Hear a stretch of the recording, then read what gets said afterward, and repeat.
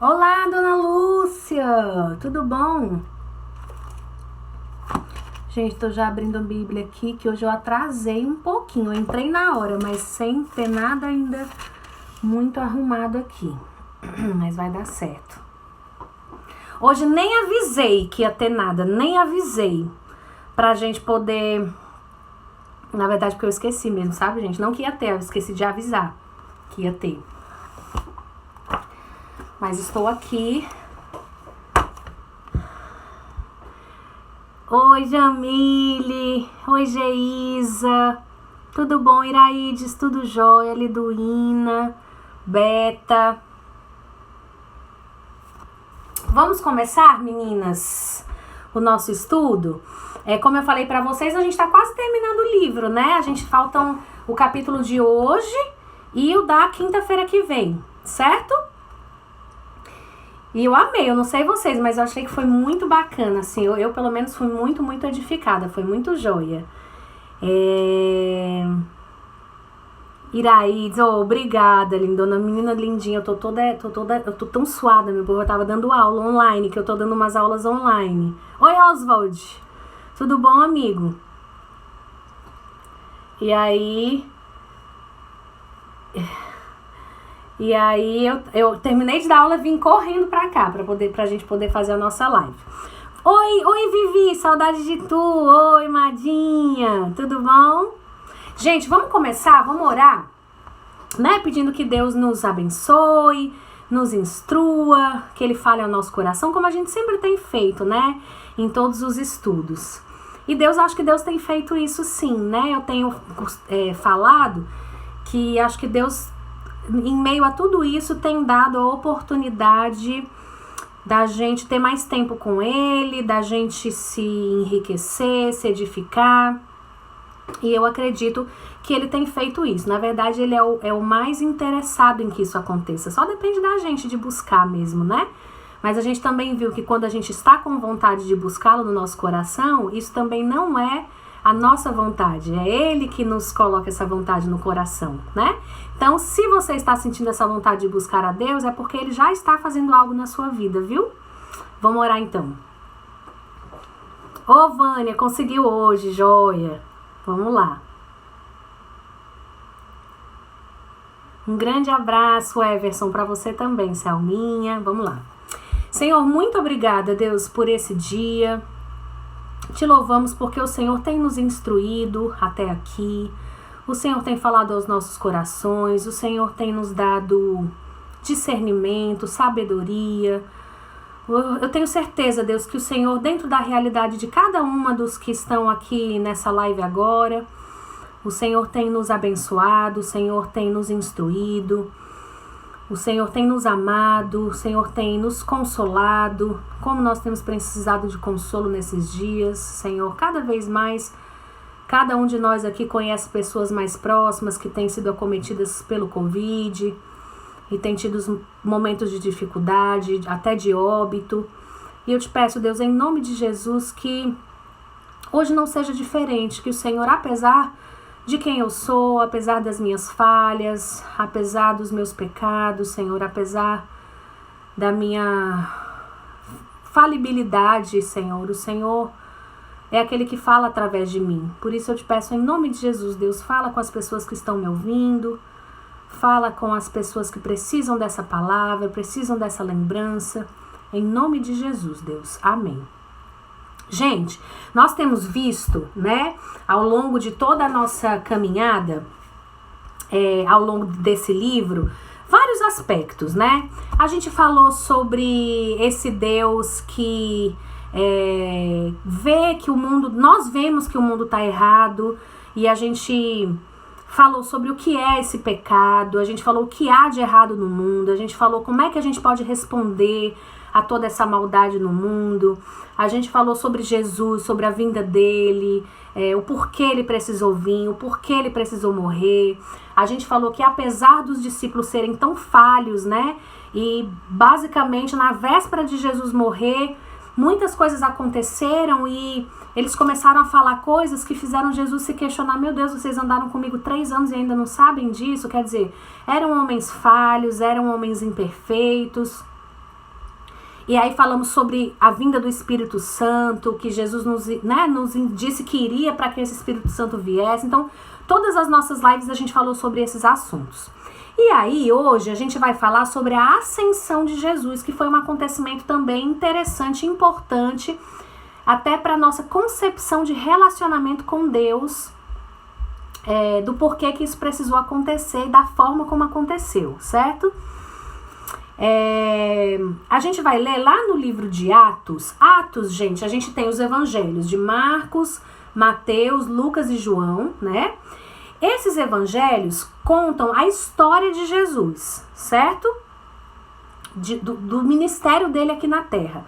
O livro de Atos, que vem logo depois desses 4 livros, ele fala desse último períodozinho de Jesus aqui na Terra, quando ele é assunto aos céus, a descida do Espírito Santo em Atos 2, e aí tudo que os discípulos, os apóstolos e todo mundo que começou a se converter e tal, e o evangelho começou a se multiplicar, e Paulo também se converte, e aí é isso no livro de Atos. Eu amo o livro de Atos, gente, é muito bacana você ver assim esses primeiros dias da igreja do Senhor na Terra, tá? E hoje a gente vai ler Atos no capítulo 1, versículos de 9 a 11, que é exatamente a ascensão de Jesus, tá? A Bíblia diz que ele passou esses 40 dias, depois que ele foi ressurreto, ele ainda passou 40 dias aqui na terra, tá? E depois ele é assunto aos céus. E é nesse momento aqui que a gente vai ler Atos 1, versículos de 9 a 11, certo? Tendo dito isso, foi levado às alturas enquanto eles olhavam, e uma nuvem o encobriu da vista deles. E eles ficaram com os olhos fixos no céu enquanto ele subia. De repente surgiram diante deles 2 homens vestidos de branco, que eles disseram: Galileus, por que vocês estão olhando para o céu? Este mesmo Jesus, que dentre vocês foi levado aos céus, voltará da mesma forma como o viram subir. Tá? Então, eles voltaram para Jerusalém e aí começou, de fato, os Atos dos Apóstolos, tá? A gente vê, gente, que nesse momento, eles devem ter ficado assim de boca aberta, olhando para o céu, né? Jesus subindo, a ponto de precisar vir um anjo, né? Porque diz que apareceu esses 2 homens vestidos de branco, a gente entende aqui que eram anjos, e que disseram: Ei, por que vocês estão aí parados olhando para o céu, né? Por que vocês estão aí parados olhando para o céu? Esse Jesus que subiu, ele vai voltar. Mas, tem muita coisa para ser feita antes disso, né? Foi mais ou menos isso aí que eles falaram. E aí a gente pode se perguntar por que a ascensão de Jesus, ela é algo, assim, importante para o cristianismo e para a forma como a gente vê Jesus, tá? O que é a ascensão? Eu vou primeiro começar falando o que não é, ok? A gente tem aquela noção de o que é o céu, né? O céu, na verdade, a gente vê em alguns salmos, por exemplo, o Salmo 19, né? Que diz, os céus proclamam a glória de Deus. Então, quando ele tá falando aí de céu, essa palavra céu significa, de fato, o céu como a gente vê, com nuvens, com estrelas, com planetas, com sol, com nuvem, tá certo? Mas quando a gente diz que Jesus ascendeu ao céu, a gente não está falando de céu como algo físico, como um lugar, como algo geográfico, como esse céu que o Salmo 119 diz, tá? Essa palavra céu, quando diz que ele ascendeu ao céu, essa palavra céu é um céu com letra maiúscula. É muito mais um novo status de Jesus do que, na verdade, um lugar físico. Certo? Não é um simples retorno de Jesus da terra para o céu, tá? Eu tô lendo aqui. Mas de sua entronização, certo? É como a gente tem o costume de olhar o céu como uma mudança de altitude apenas. Mas não é isso, tá? Esse céu aqui que é usado nesse texto, que diz que Jesus foi assunto ao céu, é esse céu no que diz respeito a essa nova veste de Jesus, essa nova posição que ele tomou, uma vez que ele passou esses 33 anos na terra, morreu tendo cumprido a sua missão, e aí ele foi assunto, tá? O que, na verdade, assim, quando a gente, por exemplo, se uma pessoa vai subir para o 2º andar, aí você não diz assim, olha, o fulano de tal ascendeu ao 2º andar, né? A não ser que você queira esteja querendo ironizar aí a questão, né? Mas, na verdade, quando você diz que, por exemplo, geralmente essa palavra ascender você usa numa coroação. Por exemplo, a rainha da Inglaterra, ela vai assumir o trono. Aí você diz, a fulana ascendeu ao trono, né? E aí você vê de fato lá na cerimônia que o trono, realmente, ele tá um pouquinho mais alto, às vezes por alguns degraus, né? E tem muito mais a ver com o fato daquela pessoa, uma vez que tenha se assentado naquele trono, ela ascendeu a uma nova posição. Isso dá a ela um novo status, novos poderes, um novo tipo de relacionamento com os seus súditos, ok? Então, assim, quando nesse texto tá falando de céu de ascender nesse sentido, ok? Jesus, ele assumiu uma nova postura, ele assumiu um novo relacionamento, ele assumiu novos poderes, ele assumiu uma nova forma de organizar tudo, tá certo? Um novo privilégio, a gente pode dizer assim, tá? Quando, por exemplo, a gente vê no caminho de Emaús, né, que os discípulos estavam conversando, aí de repente Jesus aparece para eles e ele conversa com eles e tal, e de repente Jesus some. Porque você pode se perguntar assim, por que Jesus não simplesmente sumiu? Ele passou esses 40 dias e um dia ele não apareceu mais. Não, mas precisou haver este momento onde os discípulos todos reunidos viram que ele ascendeu ao céu. Tá? Isso foi importante para incutir realmente na cabeça dos discípulos esse novo tempo, aonde Jesus, diante de tudo aquilo que ele fez e diante de tudo aquilo que ele conquistou na cruz, ele então assumiu esse novo lugar diante do Pai, diante de Deus, tá? Tanto é que quando Jesus ele é ressurreto, ele aparece novamente em vários momentos, e ele aparece e ele mesmo diz que, olha, eu sou de carne, eu sou de osso. Ele diz lá, se eu não me engano, é Lucas, deixa eu ver aqui, meu povo. Ele podia ser tocado e podia comer normalmente, né? Em Lucas 24:39 diz que, olha, vocês podem, se eu fosse só espírito, eu não estaria aqui comendo com vocês. Então, ele aparece.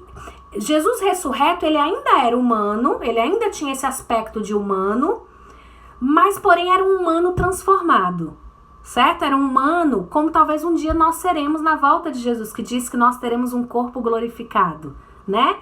Então, ele era esse humano diferente, tanto é que ele comia e bebia ainda, né? Porque a gente vê em alguns textos que ele sentou e comeu com os discípulos, já estando ressurreto.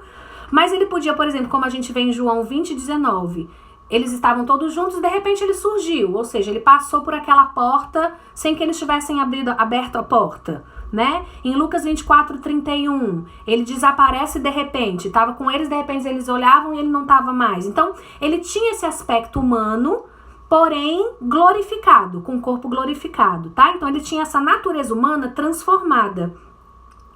Deixa de existir para Jesus essa limitação de tempo e espaço, porque antes dele morrer, né, estando na terra, ele estava limitado ao corpo humano dele. Então, se você quisesse ouvir Jesus, você tinha que estar no mesmo ambiente que ele, né? Porém, uma vez agora que ele ressuscitou, mas está vestido desse corpo glorificado, ele não tem mais essa limitação de tempo e de espaço. Então, é como se ele ascendeu para nos mostrar que ele tomou esse novo lugar, tomou essa nova forma, certo? Ele se colocou nessa posição de profeta, né? Porque ele tomou ele já tinha essa posição de profeta, de ensino, de instrução, de nos engajar através do Espírito Santo de Deus, que a gente já falou sobre isso. Ele tomou essa posição de rei, guia, que nos dirige, que organiza a sua igreja, né? Através do quê? Dos dons espirituais, que a Bíblia diz que foram entregues a nós. E ele é o nosso sacerdote, aquele que nos sustenta, nos representa, advoga a nosso favor, que a gente já falou sobre isso, né? E é interessante, gente, que diz que ele ascendeu para ir para onde? para assentar à direita do Pai. A gente vê isso lá em Mateus 26, 64 e em Atos 2, de 33 a 36, que diz que ele está assentado à direita do Pai. Na antiguidade, essa coisa de sentar à direita do Pai, esse cargo de quem está sentado à direita é um cargo de importância, como por exemplo o primeiro-ministro, né? O primeiro-ministro, ele senta do lado do rei e ele tem às vezes até muito mais ação e decisão do que o próprio rei, muitas vezes. Eles dividem poderes, eles compactuam, é aquela coisa de cochichar. Eu me lembro que uma vez eu vendo a Kate Middleton sentada do lado da rainha da Elizabeth, num evento desse que teve, e elas estavam sentadinhas assim, e as duas aqui super conversando, e eu falando, meu Deus, eu queria ser uma mosca pra saber o que as duas estavam ali conversando, o que a rainha da Inglaterra tá dizendo ali, né? E ele, quando diz que ele se sentou à direita, ele toma essa posição de poder, essa posição de semelhança, essa posição de igual, certo? De confiança, tá? E aí é interessante, gente, que no livro, na página 210 do livro, ele fala algo que eu achei muito lindo. Não adianta eu querer falar em palavras, porque eu não vou conseguir ter as mesmas palavras dele, por isso eu vou ler, tá? Mas diz assim, diz que o fato dele ascender e estar sentado à direita do Pai, significa também que ele governa e controla toda a história, conduzindo-a para o seu objetivo final, em que a igreja, o novo povo de Deus, é enfim plenamente liberta. E, juntamente com ela, o mundo inteiro é renovado. Então não haverá mais sofrimento, mal ou morte, porque a obra salvadora e restauradora de Jesus estará completa. Para explicar de modo bem simples, Jesus está orquestrando um plano de transição cósmico que produzirá novos céus e nova terra. Como o Senhor que subiu aos céus, ele está difundindo o evangelho e edificando sua igreja por meio da obra que realiza no coração das pessoas, ao mesmo tempo em que conduz todos os acontecimentos da história a um fim glorioso. Então é isso que Jesus está fazendo no céu, né? Nesse céu, tá certo? Que não é o ambiente físico. Jesus está sempre disponível para nossa comunhão e comunicação de amor com ele, né? A gente vê, por exemplo, no texto de Maria Madalena, quando a gente falou da chegada dela no túmulo, né? A gente vê que lá no texto ela se agarra com Jesus e diz assim: não me segures porque eu ainda não fui para o Pai. Essa palavra seguro, porque tem muita gente que diz assim, não, é porque ele estava ali numa posição de santidade, então ele pediu que ela não tocasse nele. Não é isso. A palavra não me segures aí é no sentido de agarrar mesmo, no sentido de não deixar ir. Porque eu penso que Maria Madalena naquele momento ela estava meio desesperada, ela tinha tido aquele primeiro impacto de Jesus não estar no túmulo, ela achar que ele tinha sido roubado, o corpo, de repente ela o vê, reconhece e ela se agarra com ele como dissesse, não, você já sumiu uma vez, não vou deixar você sumir de novo, né? Só que Jesus diz pra ela, não me agarre, não me segure porque eu ainda não voltei pro Pai. Foi como se ele dissesse para ela assim, Maria Madalena, eu entendo o seu medo, mas olha, espera, eu ainda não voltei pro Pai, porque quando eu ascender, quando eu voltar pro Pai, você não vai mais precisar me agarrar, porque eu vou estar com você 24 horas por dia, em todos os momentos, em guerra, em calabouço, em lugares escuros, em doença, em coronavírus, em UTI, em todos os momentos eu vou estar com você quando eu voltar pro Pai, porque quando eu ascender para esse lugar, para essa nova postura, para esse novo cargo, para essa nova forma de me relacionar com vocês, você vai me ter dentro do seu coração 24 horas, né? Então foi mais ou menos isso, que é como se Jesus tivesse dito isso para ela, tá? Então Jesus, ele tá lá no céu realmente nessa postura de realizar coisas para o nosso bem. A gente tem alguns versículos que dizem isso, mas tem um que a gente conhece bem, que é Romanos 8, 28, né? Que fala que todas as coisas cooperam para o bem daqueles que amam a Deus e que são chamados segundo o seu propósito. Acho lindo lá no texto de José, por exemplo, José do Egito, depois que ele é preso, ele é colocado em calabouço e tudo mais, e aí os irmãos o recebem e ele se dá, né, a conhecer para os irmãos. E ele diz assim para os irmãos, eu sei o mal que vocês fizeram contra mim. Tipo assim, ele não sofreu de amnésia. Mas ele fala, mas Deus transformou o mal em bem para que um propósito maior acontecesse. Então Deus faz isso na nossa vida, e Jesus, ele está sentado à direita do Pai, cochichando ali com ele, né, no pé do ouvido, para que as melhores decisões possam ser tomadas a nosso favor e a nosso respeito. A palavra de Deus nos diz, gente, que a vontade de Deus, ela é boa, perfeita e agradável. Não quer dizer que a gente sempre entenda essa vontade, não é? Não quer dizer que a gente sempre fique muito confortável com essa vontade, mas que ela é boa, perfeita e agradável, ela é. Muito embora a gente não entenda, né? Então, na página 219 do livro, também tem uma citação aqui que eu achei bacana, que ele diz assim,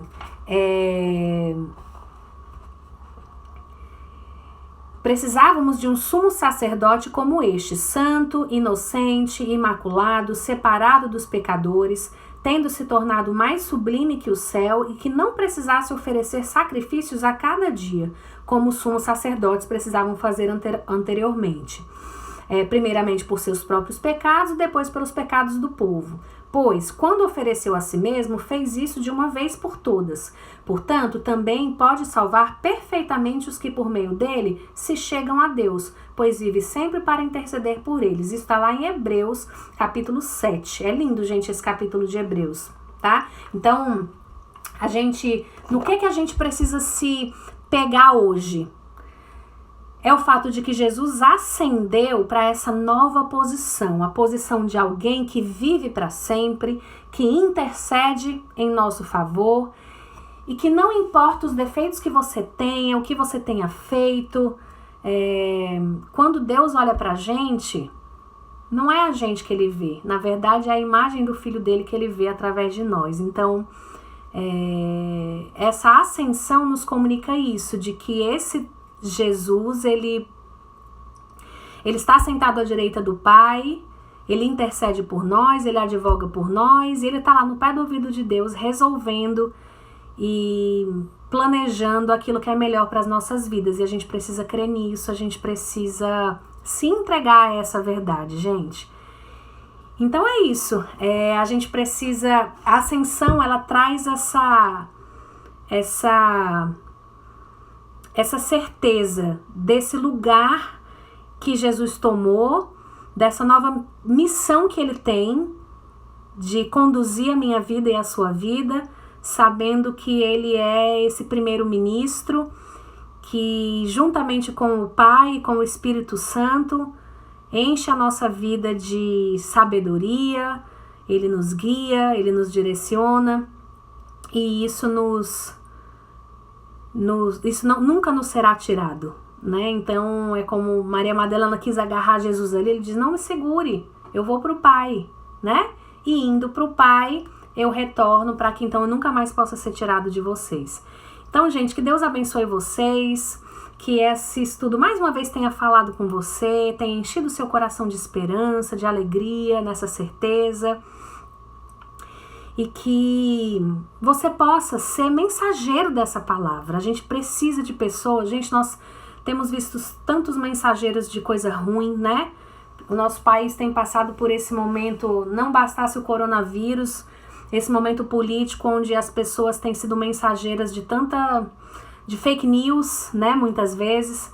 Vamos ser mensageiros dessas verdades, que são verdades eternas, e que podem realmente trazer consolo e alegria para o coração das pessoas, né? Então, que você seja esse mensageiro, esse é meu desejo, viu? Gente, Deus abençoe vocês. Muito bom a gente estar juntos mais uma vez.